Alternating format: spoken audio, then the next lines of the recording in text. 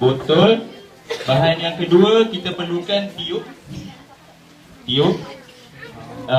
Yang ketiga tali rafia. Okey, mana yang nak salin tu boleh salin. Okey. Yang ketiga kita perlukan kita perlukan span. Okey, dan kemudian kita boleh teruskan. Ini untuk yang kaedah yang pertama, di mana kita perlukan botol. Botol ni kita pertama sekali yang kita kena buat, kita perlu buat lubang yang bersesuaian dengan saiz tiup kita.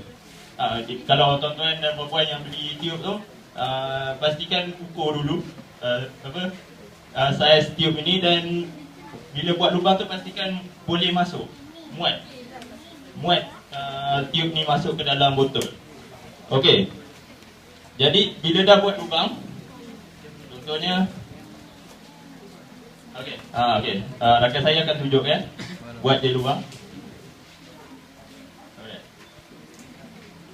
Gunakan gunting atau apa-apa saja alat yang tajam. Okey, bila dah siap akan jadi lubang yang sama saiz dia dengan tiup ini. Jadi boleh masukkan terus. Okey. Tuan-tuan dan puan, kita masukkan je terus. Bila kita dah masukkan, kita boleh letak ke dalam kita punya botol. Okey, sebelum kita letak tu, pastikan dalam botol kita isi air. Isi air sehingga penuh dan kita boleh tutup. Okey, selesai yang ini, kita ada yang kedua.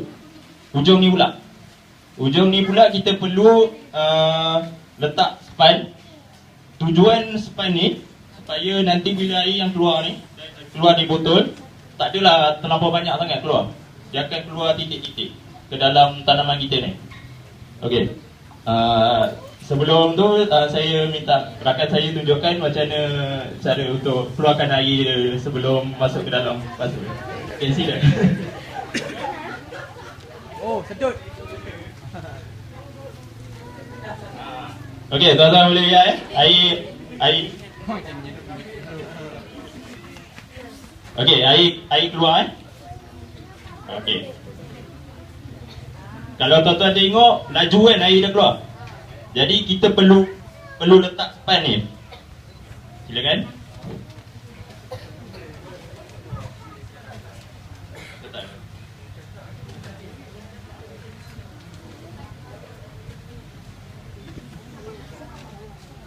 Okey, bila kita dah letak, nampak? Dia titik slow sikit kan. Okey, jadi kita boleh tanam terus ke dalam kita punya benam terus. Okey, syarat yang paling penting dalam kita punya proses ni, syarat yang paling penting, kita punya botol ni mestilah kedudukan dia tinggi daripada pasu. Tak boleh bawah, dia kena tinggi. Okey, jadi kita perlu satu alat yang macam ni, batu-bata atau apa-apa saja yang boleh tinggi daripada pasu ni, kita letak atas dia. Botol ni kita letak atas dia. Jadi air yang dari dalam ni pada kedudukan yang tinggi, air dalam ni akan keluar dan masuk ke dalam pasu kita. Okey. Jadi ini adalah kaedah yang pertama. Okey, untuk yang kaedah yang seterusnya, okey, boleh keluarkan lah.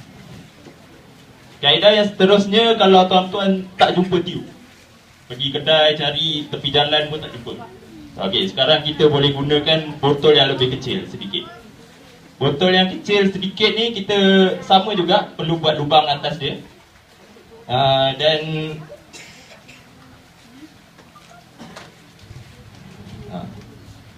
okey. Lubang kita buat pada penutup dia kat atas ni. Saiz yang bersesuaian, lagi kecil lagi bagus. Dia tak sama dengan yang pertama tadi, sebab yang pertama kita buat saiz lubang besar untuk masukkan tiup, tapi yang ni kita buat kecil sedikit untuk supaya kita tak masukkan tiup, supaya kita bila kita letak nanti air tu turun tak terlalu banyak. Jadi step yang kedua, cara yang kedua, cara yang kedua kita perlu kerat atas ni.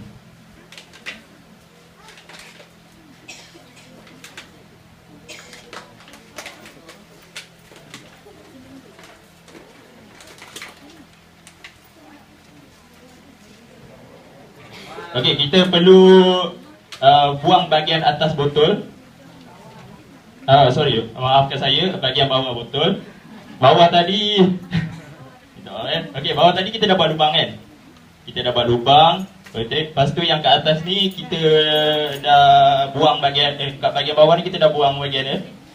So kita boleh terus benamkan saja. Manakala dah ada lubang, kita gali lubang dalam pasu atau tanah biasa. Kita boleh benam je terus. Dan kita perlu okey, kita perlu letakkan kayu dan ikat dengan tali rafia supaya untuk elakkan bila ditiup angin atau dilanggar ke dia tumbang kan. Jadi kita nak elakkan benda tu, kita cocok dengan kayu dan ikat dengan tali rafia. Dan kemudian cara yang terakhir, kita masukkan je air dalam ni sehingga penuh.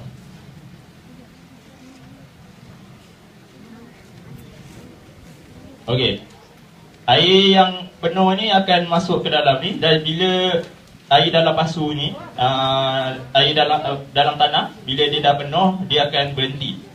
Jadi cara yang ni tuan-tuan perlu lihat kedudukan air dia, sama ada sudah kurang atau sudah sampai bawah. Jadi bila kurang, tuan-tuan dan puan perlu tambah air dia. Cara yang ni. Kelebihan cara yang ni pula, okey, kalau hujan, kelebihan dia, air hujan akan masuk dalam ni dan akan penuh. Jadi tuan-tuan dan puan-puan tak perlu tambah lagi. Itu kelebihan dia. Okey, jadi itu saja dari mulai kami, cara yang mudah untuk penyiraman. Terima kasih.